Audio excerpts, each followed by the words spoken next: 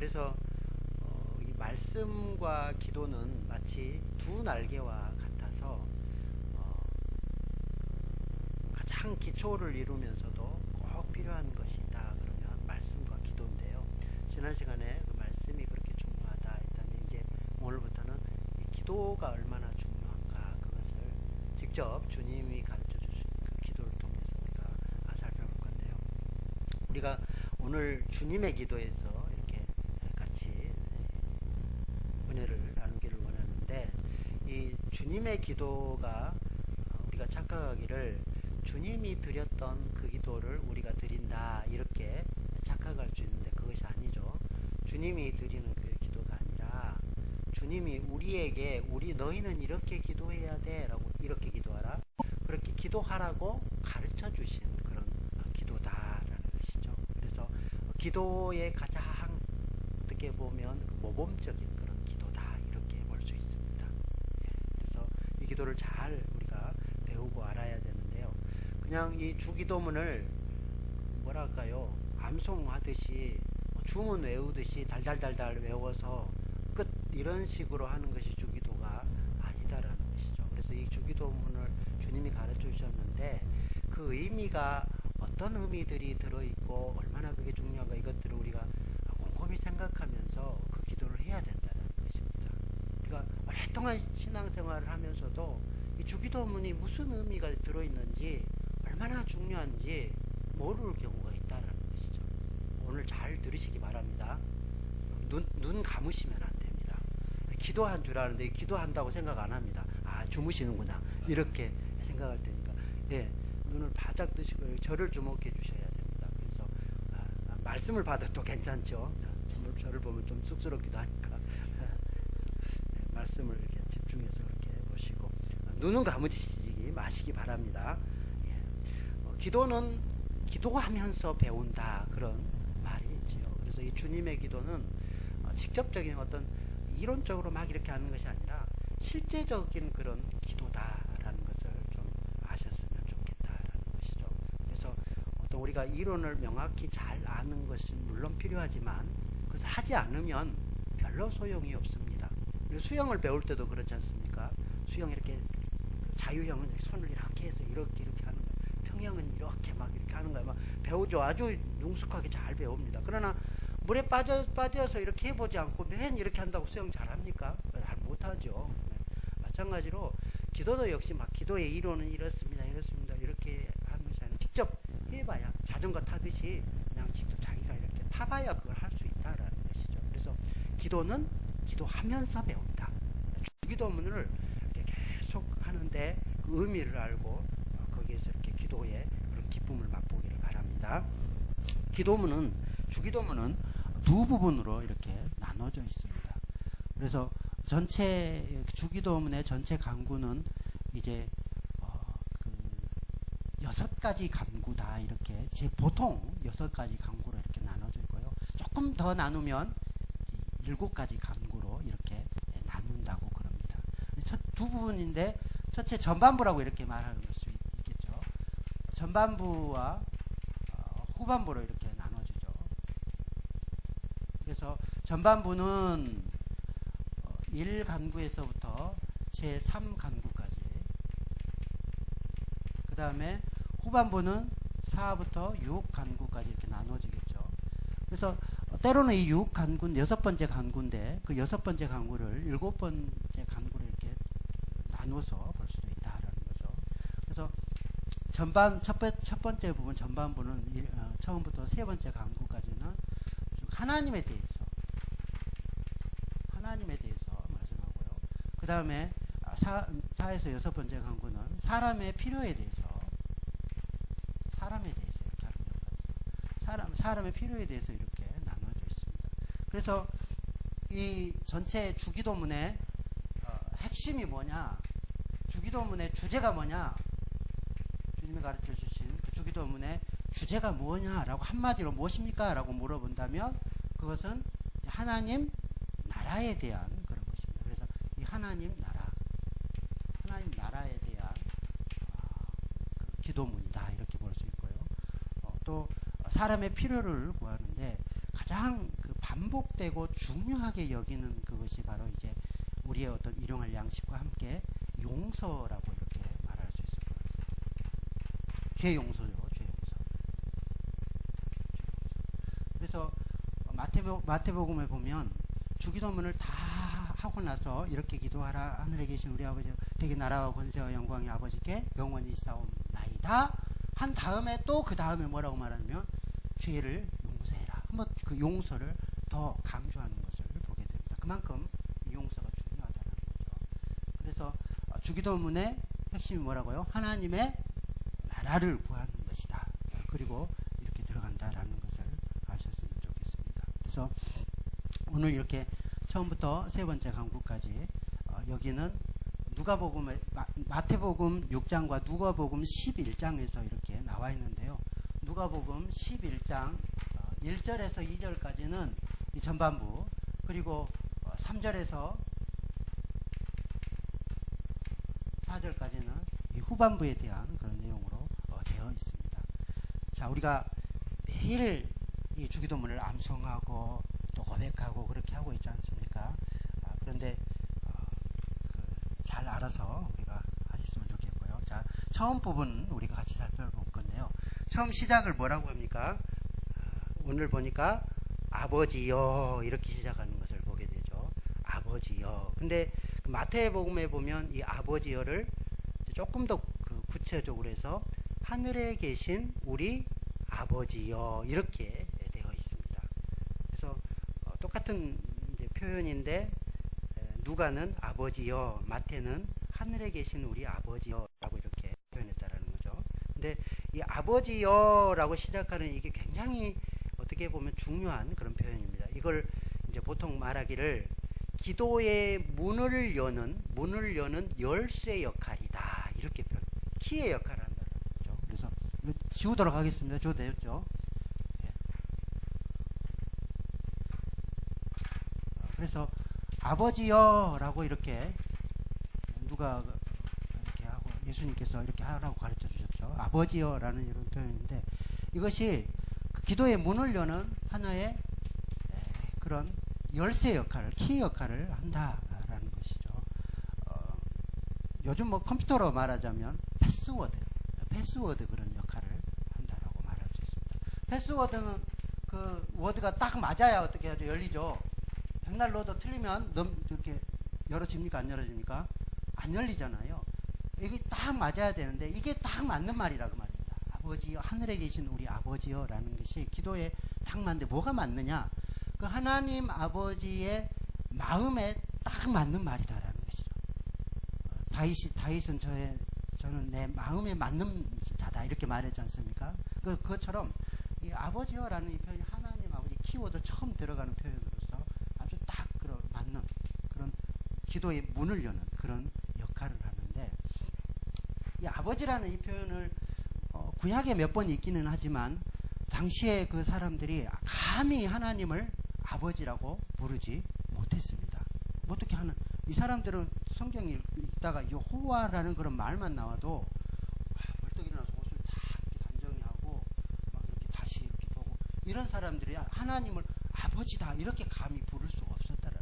그런데 예수님께서는 이 땅에 오셔서 하나님을 가장 친근하게 아버지 이렇게 부르셨습니다. 그리고 예수님께서 하나님은 너희의 아버지다. 아버지라고 불러라. 이렇게 가르쳐 주셨다. 예수님이 아니셨으면 여전히 우리는 막 이렇게 하나님을 아버지라고 부를 수 없었을지도 모릅니다.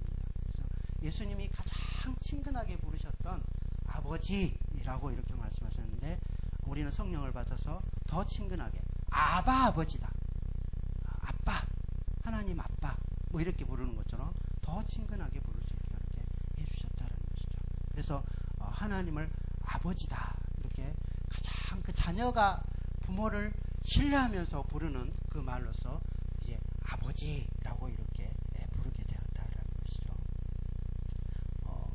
그래서 형식적인 기도가 아니라 실제적인 이런 기도를 함에 있어서 이 아버지라는 이런 표현이 굉장히 중요하다는 것이죠. 그러니까 하늘에 계신 우리 아버지여라고 이렇게 말할 때 그 하나님의 두 가지 속성을 제가 늘 이렇게 말하지 않습니까? 하나님 앞에 섰을 때는 우리가 거룩함으로 그렇게 동시에 또한 어떻게 서라고요? 기쁨과 감사로 그렇게 하나님 앞에 서야 됩니다. 그렇게 말했는데 이 표현 안에 그렇게 들어가 있습니다. 하늘에 계신 할 때 벌써 하나님의 그 전능하심과 어미하심, 위엄, 하나님의 위엄을 우리가 딱 느끼면서 또 가장 친근하게 아버지라고 이렇게 부른다라는 것이죠. 그래서 이 하나님 아버지라고 들어갈 때에 이 벌써 우리가 실제적인 기도를 하고 있다라는 거예요. 여기 안에 그런 표현이 들어가 있기 때문에. 그래서 하나님께 우리가 구할 때에 그냥 아버지에게, 육신의 아버지에게 구하되 그렇게 구해라라는 것입니다. 우리가 이렇게 앞에 대표 기도할 때는 막 전능하시고 높으시고 온 우주를 창조하시고 지혜로우시고 만유의 주가 되시고 막 이렇게 하지 않습니까? 근데 만약 우리가 등록금을 이렇게 자기 아버지한테 구하는데 전능하신 우리 아버지, 만왕의 왕이신 아버지, 이놈아 너 지금 뭐 구하려고 그러냐? 그래 안 해도 되니까 빨리 말해야 뭐 이렇게 할 거 아닙니까? 그래도 또 막 전능하신 아버지, 천지를 창조하신 우리 아버지여 굽어 살펴보시옵소서, 등록금 주시옵소서, 뭐 이렇게 하지 않습니까? 그러니까 아버지 나 지금 등록금 없으면 못 가, 빨리 주세요 아버지, 이렇게 하잖아요. 아버지한테 그렇게 필요를 아주 친근하게 아뢰할 수 있는 그런 표현이다라는 것이죠. 그래서 기도의 문을 여는 열쇠가 바로 이 아버지. 그래서 그렇게 부르시기 바랍니다. 예수님 그렇게 부르라고 그러잖아요. 친하게. 왜? 우리가 예수 그리스도의 보혈로 하나님의 자녀가 되었기 때문에 영접하는 자, 곧 그 이름 믿는 자들에게는 하나님의 자녀가 되는 권세를 주셨기 때문에 이제 자녀로서 당당하게 그렇게 구할 수 있다라는 것입니다. 그리고 이제 제1강구죠. 첫 번째 강구는 뭐라고요? 이름이 거룩히 여김을 받으시오며, 하나님 아버지 이름이 거룩히 여김을 받으시오며 라고 이렇게 우리가 고백합니다. 이게 아니까 이름이 거룩히 여김을 받으신다, 이 말은 하나님을 제대로 우리가 알아야 된다라는 그 표현이 이 안에 들어있습니다. 하나님 알아야, 하나님 이름을 안다는 것은 서로 안다라는 것이죠. 서로 관계가 이렇게 아는 관계가 된다는 건데, 이 하나님을 깊이 알게 하여 주십시오. 그런 의미가 이름이 거룩히 여김을 받으시오며 여기 들어있는데, 우리가 하나님을 아는 것은 하나님을 아는 것은 우리의 어떤 노력이나 우리의 어떤 공로나 우리의 어떤 지각이나 어떤 것으로 하나님을 절대 알아지지가 않습니다. 어떻게 알죠? 하나님 아는 것은 오직 무엇에 의해서? 계시에 의해서 안다는 것이죠. 그러니까 하나님께서 계시의 영을 주셔서, 성령을 주셔서 이 하나님이 어떤 분이신 줄을 알아서 그 이름이 얼마나 고귀하고 높으신 분이신 줄을 알게 해주시기 원합니다. 그래서 그 결과 어떻게 한다고요? 하나님을 찬양하기를 원합니다. 하나님을 경배하기를 원합니다. 이런 그 뜻이 여기 들어가 있다는 거죠. 하나님의 이름을 알아서 하나님을 높이고 하나님 찬양하며 하나님을 경배하기를 원합니다. 이름이 거룩히 여김받기를 원합니다. 나를 통하여서 하나님이 영광 받으시기를 원합니다. 이렇게 그 기도라는 거예요. 여기에는 이런 뜻이, 하나님 나 때문에 하나님의 이름이 먹칠을 당하지 않도록 해주시기를 원합니다. 내 행실이 이렇게 거룩하지 못해서 그리스도인으로 올바로 살아야 되는데 올바로 살지 못하여서 하나님의 이름을 먹칠하고 있지 않도록 해주세요. 나를 통해서 하나님의 이름이 높임받기를 원합니다. 그 말이다라는 것이죠. 우리가 어른들이 그러잖아요. 어떤 그 자녀들이 나쁜 행실을 하면 미안합니다, 저 새끼 저거 누구 집 새끼냐 그러잖아요. 그러죠? 그런데 행실이 다 똑바로 하고 잘하면 아이고 저 누구 집 자손이냐, 아이고 참 귀하다, 누구 집 아들이냐 막 그러지 않습니까? 예. 오늘 우리 뭡니까 뒤에 쉬어가는 코너 뭐였죠? 쉴만한 물가에 그렇게 나와 있잖아요. 그리스도인이 성실하게 그렇게 하면 야 그리스도인은 다 저런갑다 이렇게 인식한다라는 거예요. 야 참 하나님 자녀답다, 그래 믿는 사람이 저래야지, 이렇게 그렇게 하기를 원하신다. 이 이름이 거룩히 여김을 받으시오며에 해당합니다. 두 번째 강구는 뭐라고요? 제2 강구는 나라가 임하옵시며, 하나님의 나라가 임하옵시며. 어디 가서 이런 설교 못 듣습니다, 여러분. 오늘 듣지 않으면 기회가 없다 이렇게 생각하고 잘 들으셔야 됩니다. 아멘. 나라가 임하오시며, 그 뜻은 우리가 보통 나라 그러면 영토, 그 다음에 백성, 그 다음에 뭐가 있습니까? 주권 이렇게 들어가죠. 뭐 나라의 3요소 그렇게 말하지 않습니까? 그럴 때 이 나라다 그러면 그 통치하는 주권, 통치 주권을 말하는 거, 통치 영역을 말하는 거죠. 그래서 그 하나님이 통치하시는 그곳을 하나님의 나라다 이렇게 말하는. 너희는 먼저 그 나라와 그 의를 구하라. 그리하면 이 모든 것을 너희에게 더하시리라. 그렇게 말할 때 이 하나님의 나라가 뭐라고요? 예, 하나님이 다스리시는 곳. 그것이 하나님의 나라입니다. 그래서 하나님의 다스리심, 통치하심. 통치하심이 있는 그곳이 바로 이제 하나님의 나라가 임하는 곳인데요. 우리 심령을, 우리 마음을 하나님이 다스리시면 우리 마음 가운데 하나님의 나라가 임하는 것이, 천국이 임하는 것이죠. 그리고 가정을 하나님이 다스리시면 그 가정이 천국이 되는 것이고 나라가 임하는 것이고요.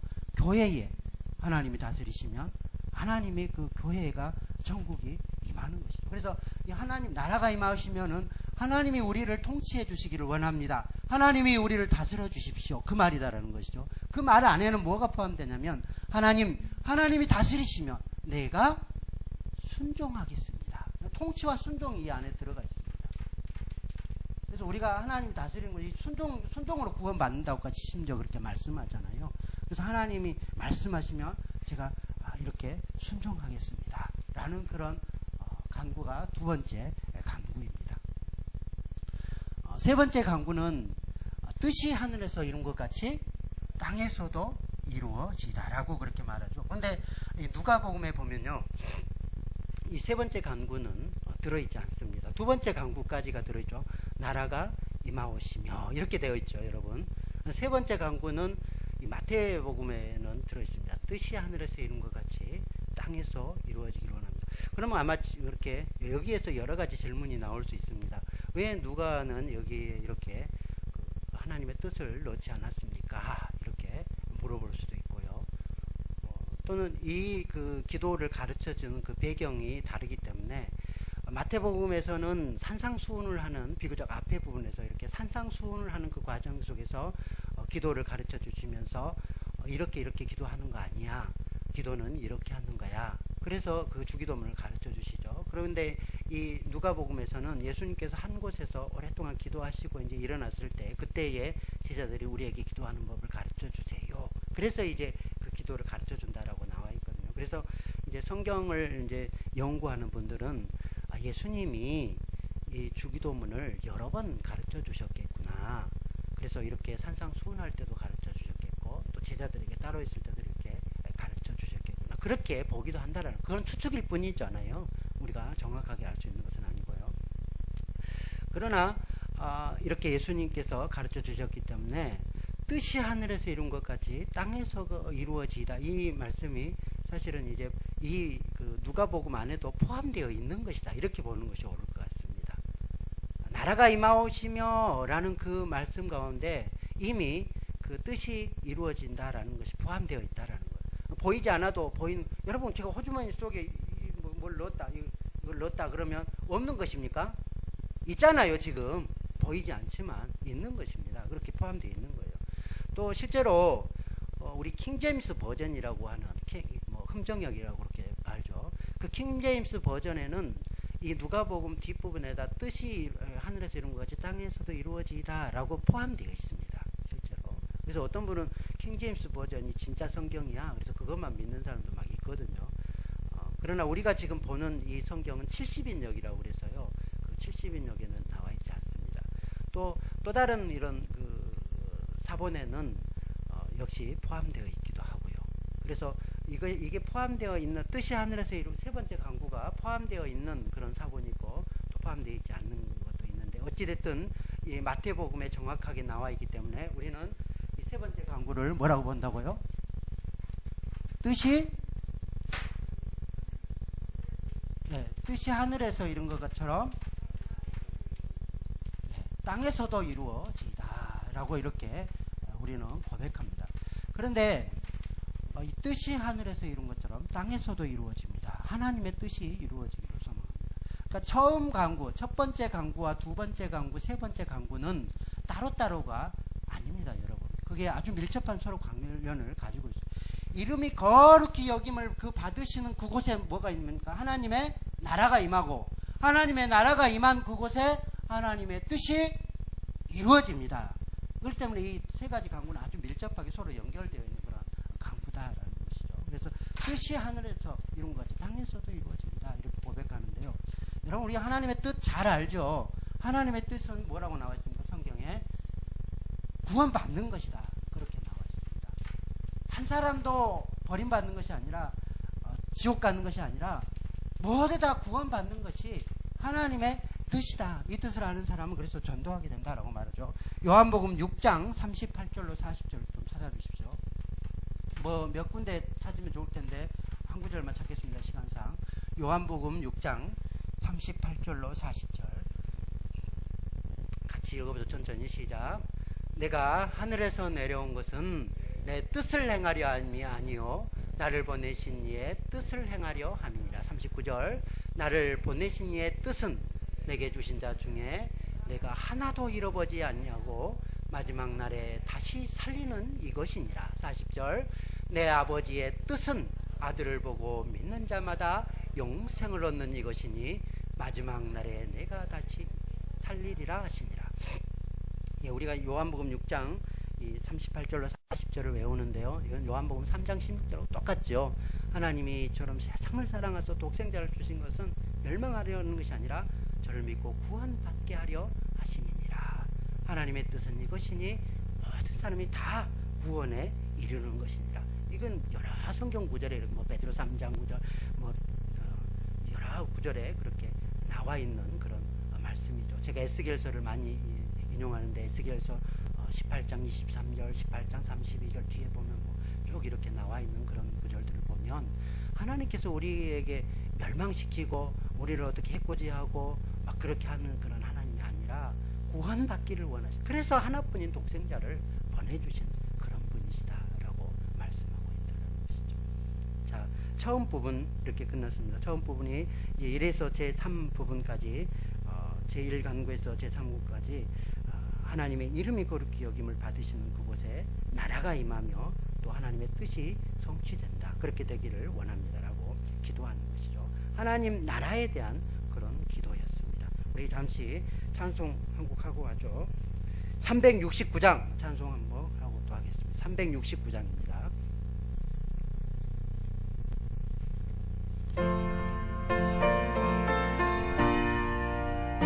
1절 3절을 부르시겠습니다. 죄짐 맡은 우리 구주 어찌 좋은 친구인지 걱정 근심 무거운지 우리 주께 맡기세 주께 고함 없는 고로 복을 받지 못하네 사람들이 어찌하여 나를 주를 모를까 근심 걱정 무거운 짐 많이 진 자 누군가 피난처는 우리 예수 주께 기도드리세 주 멸시하고 너를 조롱하여도 예수 품에 안기어서 잠에 뛰어가겠네. 아멘. 자, 우리 네 번째 간구에 대해서 같이 살펴보겠습니다. 첫 번째부터 제3간구까지는 하나님 나라에 대한 간구였다라고 말하죠. 하나님의 통치하심이, 하나님의 다스리심이, 하나님의 뜻이 내 심령 안에, 내 가정 가운데 우리 교회 가운데 나라 이루어지기를 소망합니다. 라는 기도가 첫 번째 강구였습니다. 이제 두 번째 부분, 이제 후반부 강구에 보면 이제 제 4강구로 되어 있다. 전체 몇 강구로 되어 있다고요, 주기도문이? 6가지 강구로 그렇게 되어 있다고 말했습니다. 네 번째 강구는 뭘 구합니까? 오늘날 우리에게라는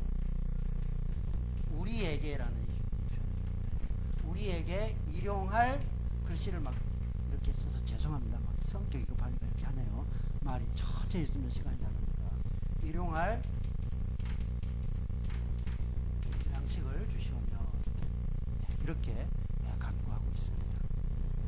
사실요, 이제 4강구부터 후반부 강구는 우리의 필요를 아뢰는 그런 강구인데, 하나님께서 사실 우리가 필요를 아뢰지 아니하여도 다 주실 뿐만 아니라 있어야 할 것을 다 아신다라고 말씀합니다. 하나님께서 우리의 필요를 다 아십니다. 그래서 막 그 앞에 보면 마태복음에 보면요, 6장 그 7절 8절에 보면 너희는 이방인 같이 그렇게 구하지 말아라. 이방인들은 막 중언 부언하고 말을 여러 번 하고 똑같은 말 해야 주시옵소서 그래야 주시는 줄 아는데, 하나님 그렇게 주시는 분 아니다. 하나님 너희 있어야 할 걸 다 아시는 분이야. 그러므로 너희는 이렇게 기도해라. 이렇게 하고 주기도문을 가르쳐 주시는 거예요. 하나님 우리가 있어야 할 것을 다 아시는 분이에요. 일용할 양식을 구할 때 하나님 우리의 필요를 다 아시고 다 주신다라는 거예요. 그런데 왜 그러면 구하라고 꼭 그렇게 말합니까?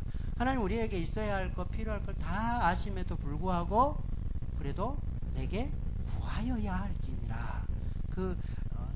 우리가 이렇게 기도하는 그 목적 가운데 가장 중요한 목적이 뭐냐면요, 오늘 이렇게 막 하나님 앞에 얻는 것도 있지만, 그러나 중요한 것은 그 기도를 통해서 하나님과 교제가 이루어지고 하나님을 더 깊이 알게 되고 또 하나님을 찬양하게 되고, 이런 목적이 따로 있는 것이죠. 그래서 하나님은요, 그런 내가 다 주시지만 그래도 기도해라 라고 말씀하고 있다.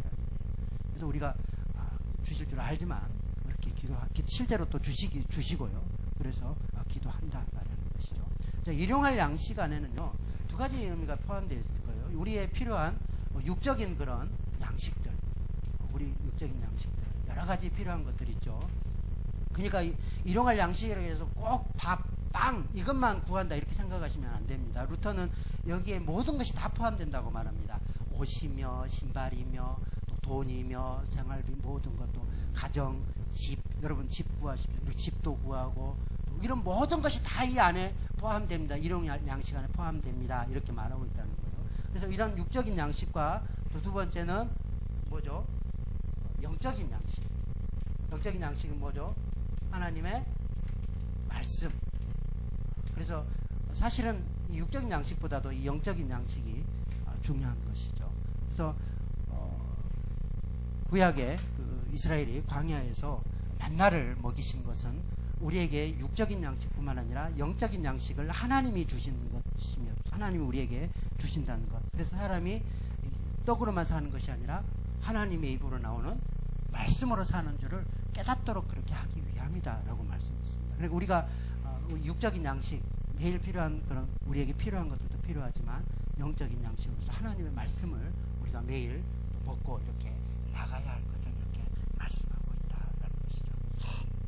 그래서 우리가 일용할 양식을 이렇게 구하게 되는데, 이 일용할 양식을 누가 주신다고요? 하나님이. 영적인 양식과 육적인 양식은 하나님이 주신다라는. 그러니까 이 일용할 양식을 꼭 필요한데 그거를 우리가 받으면서 진짜 중요한 것은 그것을 누가 주시느냐, 그것을 알고 그 주시는 분을 더 귀하게 여기고 또 중요하게 사실은 여겨야 한다라는 것이죠. 그래서 사실은 일용할 양식보다 그것을 주시는 하나님이 더 소중하다라는 것을 우리가 알아야 할 줄로 믿습니다. 이때 이 기도는요, 오늘날 우리에게 일용할 양식을 주십시오라는 이 기도는 우리에게라고 이렇게 되어 있어서 이게 우리에게 이 공동체적인 그런 기도입니다. 함께 이렇게 구하는 그런 기도예요. 우리에게. 그러니까 구약 시대에 만나가 이렇게 주어지는, 언제 주어지죠? 만나가?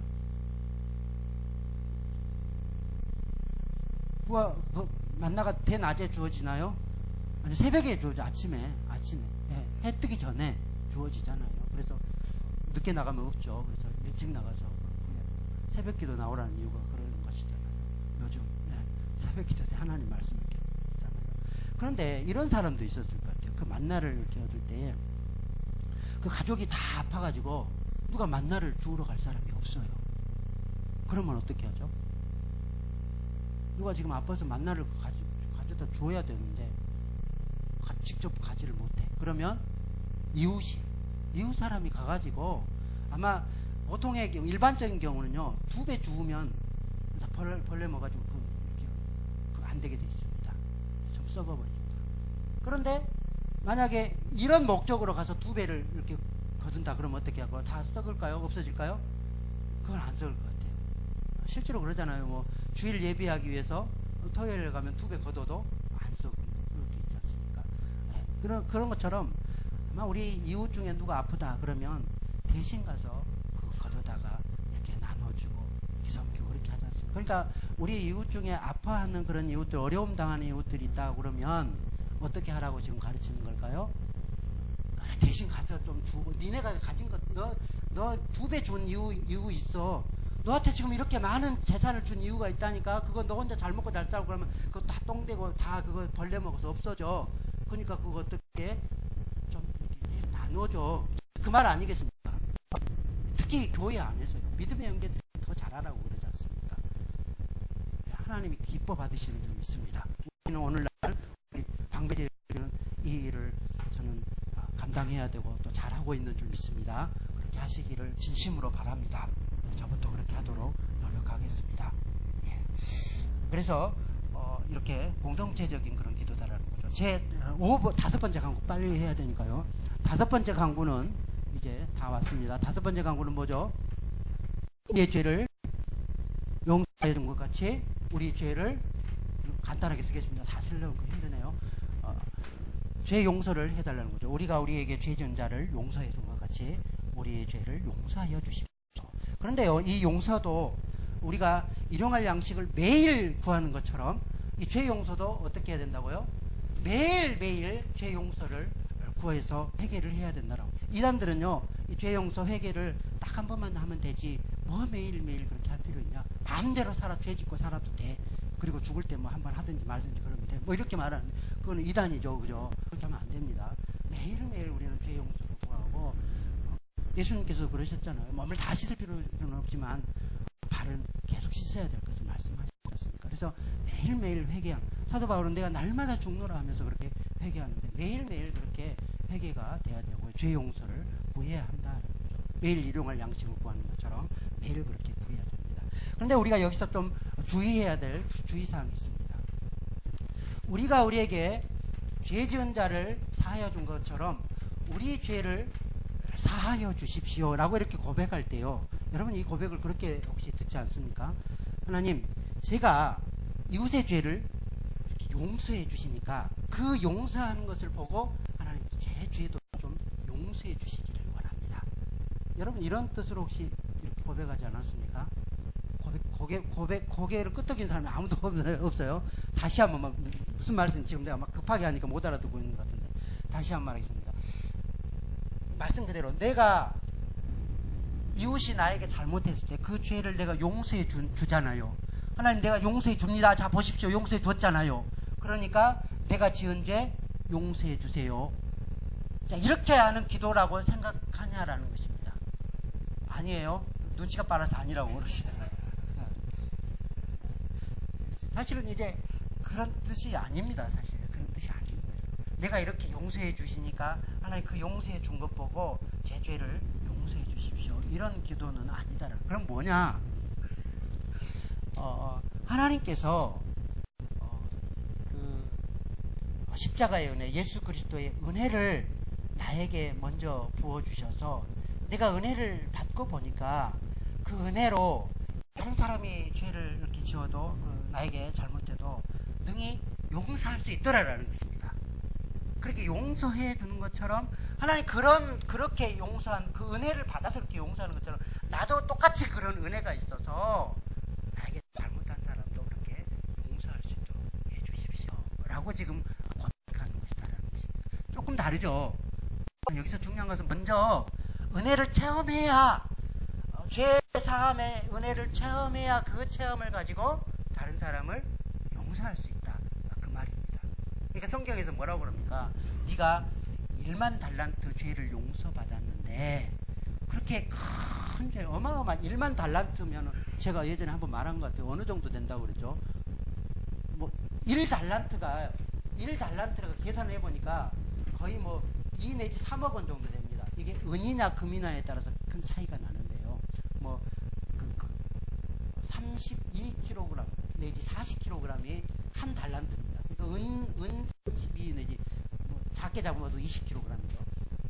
이 정도 되는 것이 한 달란트인데 이게 뭐 노동자 품값으로 계산해봐도 2억 내지 3억이다 이렇게 되죠. 그러면 1만 달란트다 그러면 어느 정도 될까요? 조 단위를 넘습니다. 더군다나 금이다 그러면 뭐 몇 10조 단위를 넘어갈 그 정도. 간단하게 말하면 어마어마한 돈이다라는 것입니다. 조 단위가 넘어간다니까요. 그런 돈을 빚졌는데 그런 갚을 능력이 없는 것을 아시고 주인이 탕감해주고 용서해줬다. 근데 이거 무엇을 의미하냐면 우리 죄값이 그렇게 크고 깊다라는 것입니다. 하나님 앞에 도무지 용서받을 수 없는 그 죄의 빚이 1만 달란트를 호가하는 넘어선 그런 죄다라고 말씀하고 있다는 거예요. 그런데 그거를 어떻게 했다고요? 예수님의 그 보혈의 값을 주시고 용서해 주셨다. 그러니 너희도 그 죄를 용서해. 그런데 우리는 우리에게 어떤 잘못을 한 자, 거의 한 50만 원 빚진 자 보면 이렇게 500만 원, 아니죠 50만 원만 빚진 자는 봐도 막 여기 잡고 멱살 잡고 갚어 하면서 막 이렇게 하잖아요. 그러면 그 주인이 보고 뭐란다고 그럽니까? 아니 내가 너를 1만 달란트 용서해 주었는데 몇백 데나리온 그거 용서 못해서 그래. 너 다 갚아라 다시. 이럴 수도 있다라는 거죠. 그러니까 1만 달란트 우리가 어마어마한 큰 죄를 용서받았으니 나에게 죄를 지은 사람을 용서해야 된다라는 것을 말씀하고 있다. 이렇게 본다면은 용서하지 못할 죄가 있을까요? 용서해야 되겠죠. 좀 용서하시기 바랍니다. 제가 시간이 좀 이렇게 가더라도 이 예화는 좀 해야 될 것 같아요. 우리 교단 장로님 중에 한 분이 있었습니다. 우리 교회도 그런 장로님은 좀 있습니다. 교단 장로님 한 분이 있었는데 누구라고는 제가 말할 수 없고요. 그 장로님이 이제 그 교회 집사님하고 사업을 이제 해보려고 하다가 교회 집사님이 사업 자금을 다 이제 이렇게 같이 모았는데 그 사업 자금을 들고 도망가고요. 가지고 도망가고요. 그러니까 이 장로님이 어마어마한 엄청난 그런 고통과 고난의 세월을 이제 보낸 거죠. 눈물로 막 보냈다고 했죠. 막 눈물로 이렇게 보내면서 아이들은 배워야 할 나이인데 아이들 등록금도 없죠. 막 이렇게 해서 한순간 눈물로 그렇게 세월을 보냈다라고 말한다. 그리고 이제 이 집사님만 생각하면 막 분노가 일어가지고 우리 시세말로 막 죽임 막 이렇게 하는 거 있잖아요. 그런 마음이 막 일어나는 거예요. 그래서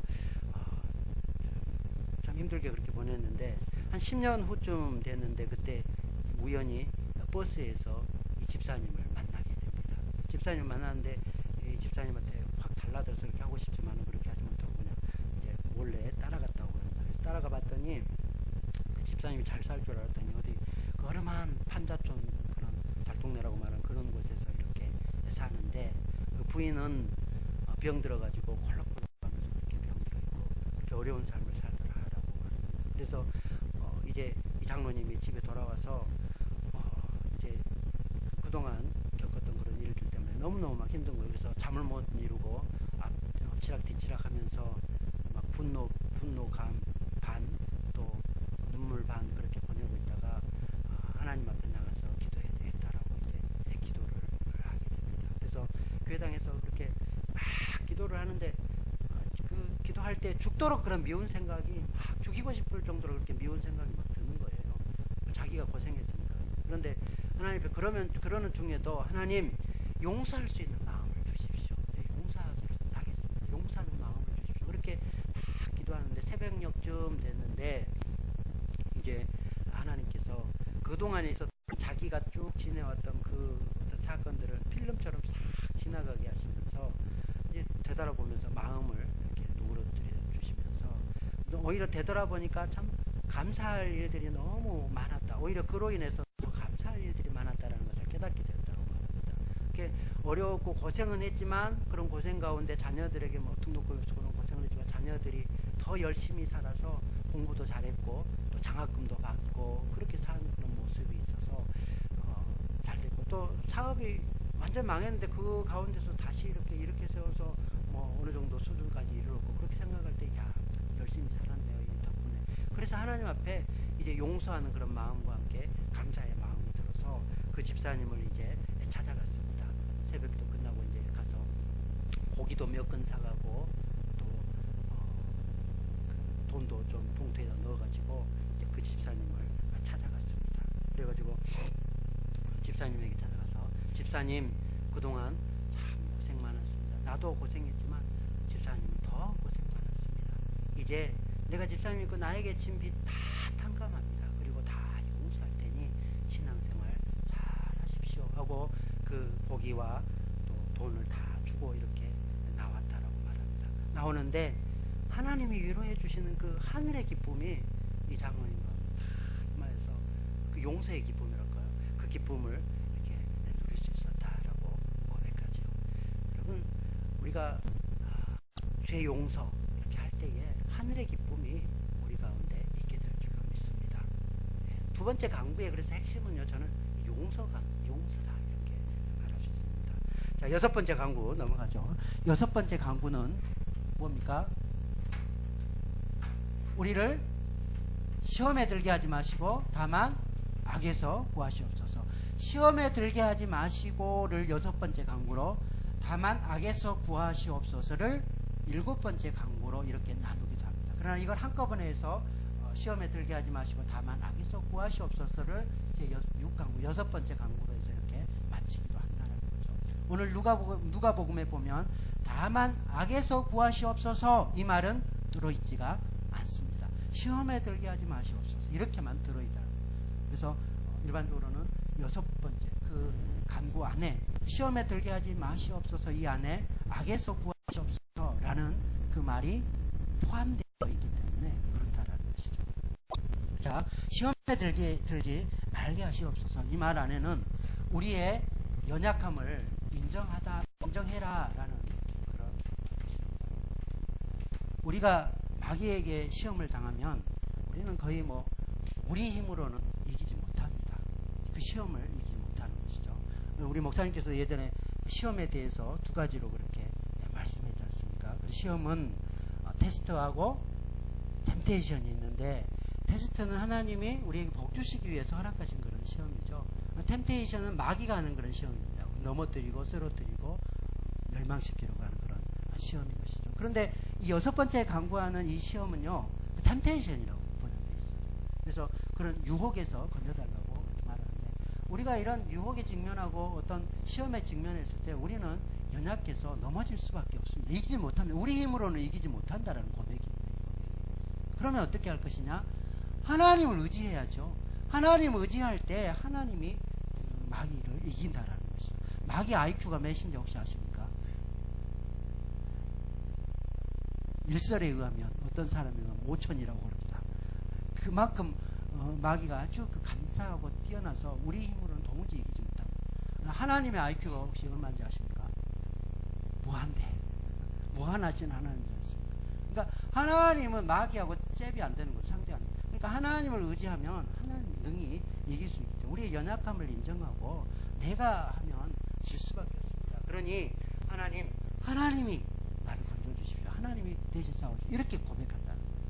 하나님의 전능하심을 의지한다라는 것입니다. 이 말씀은 다른 말로 예수님께서 그렇게 한 기도하고 똑같습니다. 깨어있어. 뭐라고요? 깨어있어 기도해라. 너희 대적 마귀가 우는 사자처럼 너희를 삼키려고 그렇게 돌아다니기 때문에 너희는 깨어있어서 기도해라 라고 말씀하는 것과 똑같아요. 그래서 하나님, 우리는 연약해서 넘어질 수밖에 없습니다. 그래서 깨어있어서 하나님 의지하면서 이렇게 기도할 수밖에 없습니다 라고 말하는 거죠. 여러분, 우리가 시험을 이기는 비결이 한 세 가지 정도 말할 수 있죠. 뭘로 시험을 이깁니까? 말씀으로 이긴 적이 있습니다. 진리로 이기죠.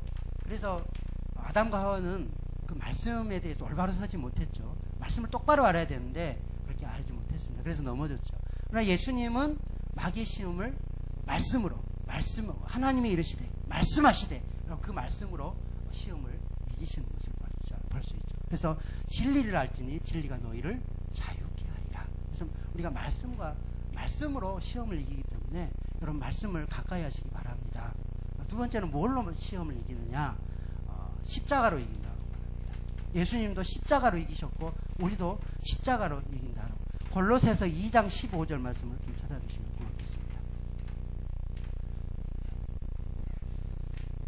시험을 뭘로 이긴다고요? 십자가로 이긴다라고 말합니다. 시작.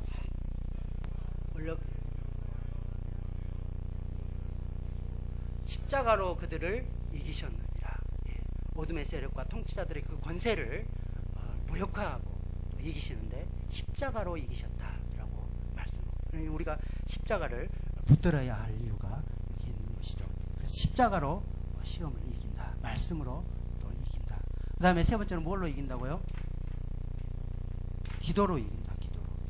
예수님께서도 겟세마네에서 마지막 그 십자가를 지키시기 위해서 땀 흘리며 기도하셨고 중요한 순간순간마다 기도로 이렇게 헤쳐나가셨는데 우리도 그런 시험과 어려움을 이렇게 기도로 이겨내야 할 줄로 믿습니다. 그래서 두 가지로 말한다라고 말하면 뭐예요? 말씀과 기도로. 두 날개라고 그랬잖아요, 처음에. 그래서 말씀과 기도로 우리가 시험을 통과하고 이겨내게 된다라고 말할 수 있다라는 것이죠. 자, 수고하셨습니다. 이제 이렇게 해서 되게 나라와 권세와 영광이 아버지께 영원히 있습니다. 영광을 하나님께 돌리고 아멘 하고 주기도문이 마치는 것을 보게 됩니다. 자, 이렇게 주기도문의 의미들을 생각하면서 기도하시기를 부탁드립니다. 좀 깊은 의미들이 있죠. 그래서 이런 것들을 생각하셔야 됩니다. 이제 정리하도록 하죠. 이것을 조금 질문을 해서 이렇게 질문하면 될 수 있습니다. 하나님께서 주기도문 하기 전에 우리 마음속에 몇 가지 질문을 하시는데 그 질문을 떠올려 보면 은혜로운데요. 우리 하나님께서 이렇게 여러분에게 또 저에게 물으실 것입니다. 너는 나를 누구라 하느냐? 아들아, 너는 나를 누구라 하느냐? 딸아, 너는 나를 누구라 하느냐? 그럼 뭐라고 고백해야 됩니까? 우리가 주기도문을 통해서 하늘에 계신 내 아버지입니다. 우리 아버지십니다. 이렇게 고백할 수 있어야 되겠죠. 그리고 또 하나님께서 묻습니다. 참으로 네가 원하는 것이 무엇이냐? 진짜로 네가 원하는 것이 무엇이냐? 이렇게 물으실 것입니다. 그럼 주기도문을 통해서 우리는 뭐라고 답해야 됩니까? 하나님 이름이 나를 통해서 거룩하게 여김을 받으시며 하나님 나라가 내 심령 가운데 이루어지기를 원하며 하나님의 뜻이 이루어지기를 원합니다. 첫 번째 간구로 그렇게 대답할 수 있을 줄로 믿습니다. 하나님 나라가 임하게 해달라고요. 그러면 이제 하나님께서 또 물을 것 같습니다. 그러면 네가 그런 거룩한 목적을 이루는데 하나님 나라를 이렇게 이루어가는데 진짜로 무엇을 구하느냐? 무엇이 필요하느냐? 필요를 말해보거라. 그러면 후반부간구로 하나님 이러이러한 것이 하나님 나라를 위해서 필요합니다. 하나님 나에게 이런 것을 주십시오. 하나님 나라를 위해서 필요합니다. 그렇게 안 하면 되겠지요. 아멘. 그 다음에 이제 마지막으로 하나님께서 그렇게 물으실 겁니다. 야, 너를 보니까 어떻게 그렇게 너는 담대하게 살아갈 수 있냐? 너를 보니까 참 자신감이 넘치는구나. 너는 어떻게 그렇게 자신감이 넘치니? 이렇게 물어볼 수 있을 것 같아요. 그러면 어떻게 대답해야 됩니까? 송영으로 이 모든 영광을 하나님께 올려드립니다. 하나님이 나에게 이런 능력을 주시고 이렇게 해주셔서 하나님께서 하여 주셨기 때문입니다. 이렇게 영광을 하나님께 돌려야 될 줄로 믿습니다. 이 주기도문의 놀라운 은혜들을 누리면서 날마다 주님의 기도를 의미 있게 고백하는 저와 여러분이 되기를 진심으로 바랍니다. 아멘. 우리 찬송가